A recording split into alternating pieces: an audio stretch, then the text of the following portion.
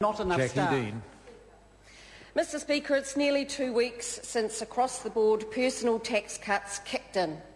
And by now, people in my electorate, the electorate of Waitaki, and right across the country earning a salary or wage are noticing a boost in their pay packet.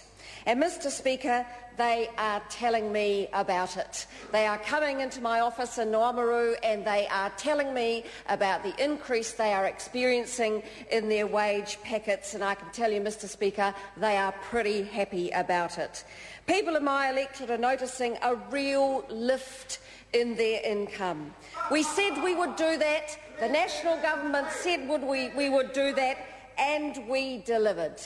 Even, Mr Speaker, taking the rise in GST into account, the average family in Waitaki electorate and throughout New Zealand is about $25 better off than they were before the 1st of October.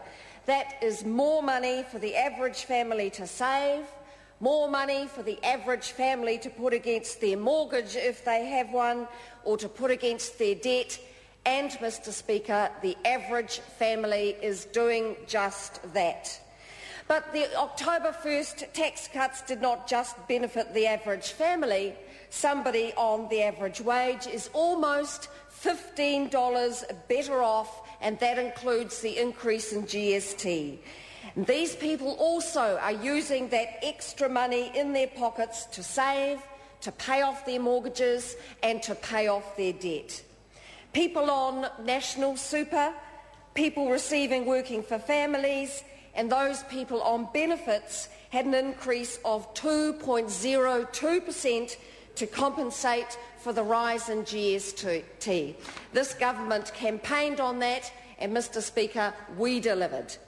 Mr Speaker, the tax cuts are part of the government's major reform of the tax system, which will tilt the economy towards productive investments, savings and exports of particular interest and importance to my electorate, and away from the consumption, borrowing and unsustainable government spending, which was the very hallmark of the big tax, big spend Labour government New Zealand endured for 9 long years.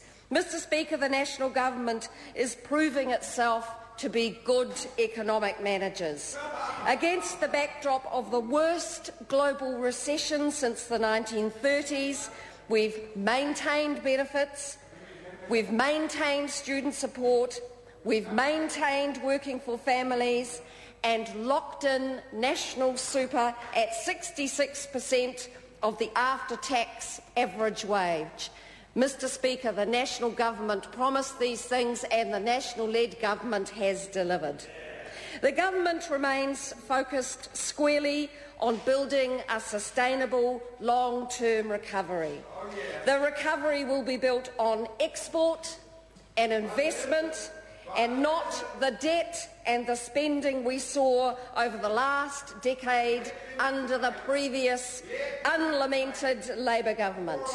So, Mr Speaker, what is Labour's track record? Well, Mr Speaker, Phil Goff is just plain wrong, saying that New Zealanders were better off under Labour. In the few years running up to 2008, inflation was regularly above 3% and peaked at 5.1% in the year to September 2008. They don't like it. They do not like hearing those figures, Mr Speaker, but those are the figures. The member would like to hear the figures again, and so I will tell him. In the few years running up to 2008, under Labour, inflation was regularly above 3% and peaked at 5.1% in the year to September 2008, with no compensation to anybody. Annual inflation to September this year was 1.5%, and that is under the National-led government. When Labour left office, Mr Speaker, the economy was deep in recession. Annual inflation was 5.1%, no compensation for anyone, and real after-tax wages were falling. In fact, they fell 1% in those 2 years, while overall food prices jumped 15% and house rents went up 6%. The Honourable David Cummins. Mr. Speaker, this is a government that is out of touch. They actually think things are getting better for ordinary Kiwi families. They think wages are going up. The Department of Statistics doesn't. The Department of Statistics has told us that median wages fell $9 a week last year to June. $9 a week. Now that's enough to make a difference in most working families' budgets, but not enough for National because they live in a different New Zealand. They live in the New Zealand of cocktail parties and European cars and money trading. I drive a Honda Prius. There you go. Mr. Speaker, the government is so... A Toyota Prius, I lied. The government is so out of touch, it is crowing about inflation. Its best line is that in the middle of a global recession, it managed to get inflation down. Mr. Speaker, I want to imagine for a moment the scene in the Beehive where Bill English called in the spin doctors. There is no good news. Unemployment is above 6%, heading for 7%. Growth is going backwards, according to New Zealand Institute of Economic Research. Manufacturing collapsed 26% in the last quarter. Confidence is down. Business investment is negative. What can they do? I know, said Wayne Eagleson, let's say we're waiting for summer. So Bill English comes in, John Key comes in and he says, my sense is that they, meaning the peasants, are going to feel a little better now that summer is coming. Well, that didn't work, sir. That was a joke. That got laughed at in the media, as it should have done. Well, in comes Captain Panic Pants. Let's make up some numbers and tell them that they're better off. So they took the GDP statistics. They claimed credit for Labour's 2008 tax cuts. They used a different series of data from the Department of Statistics. They divided by the square root of Bill English's housing allowance and came up with some shonky numbers just to try and convince ordinary Kiwi families that they were better off. But the numbers don't lie. The median income earner, the bloke or blokeess in the middle, went back $9 a week. End of story. And that was before inflation. So the spin doctors come in and they say, well, let's crow about inflation.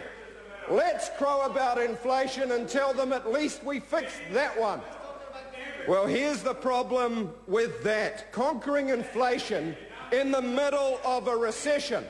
Shame about the 160,000 unemployed. Shame that growth was only 0.2% in the last quarter. Shame that Alan Bollard called the recovery fragile. Shame New Zealanders haven't felt it in a supermarket queue near them. And shame that they had 1.1% inflation in the last quarter alone, Mr. Speaker, and that's before Bill English's 2.5% GST and the 5.9% inflation Treasury says we can look forward to next year. So is this government going to give ordinary New Zealanders in the middle of the income curve a 5.9% pay increase next year just to keep even? I don't think so. Wages are only predicted to grow 2%.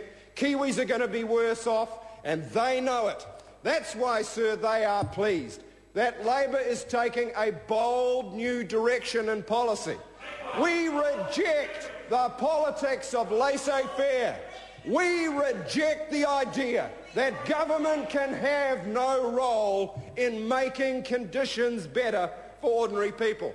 And sir, we reject the idea that we should be selling off our farmland acre by acre, farm by farm, to those who are enjoying surpluses while we cannot. We want Kiwi share milkers to be able to own the farm that they are milking on. We want New Zealanders to own their own homes, not be forced to sell to foreign buyers, Mr. Speaker. That government is out